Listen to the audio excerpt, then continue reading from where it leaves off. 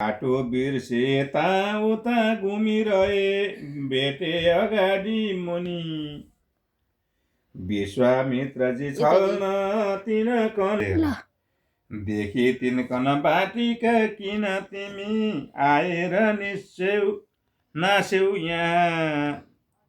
भन्दामा निर्पले कता सब बने ती अप्सराको ता मैले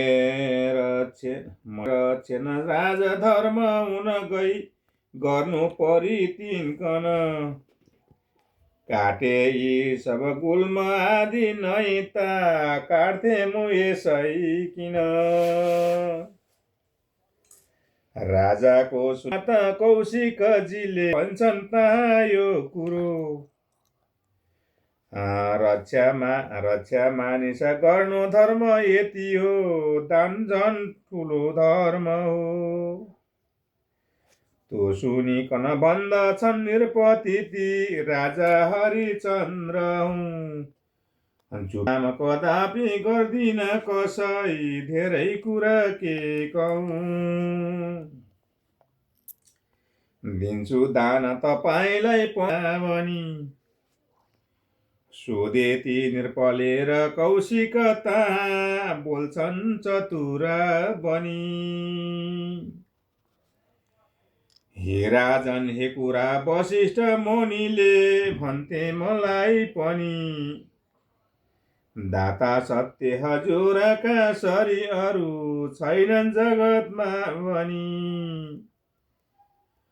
छोराको छ विवाह हे नरपते यही यज्ञशालामा दिनुहोस् मलाई दान अहिले अक्षय होला यहाँ राजाले पहिले नुहाई सूची भई भन्छन् अगाडि सरी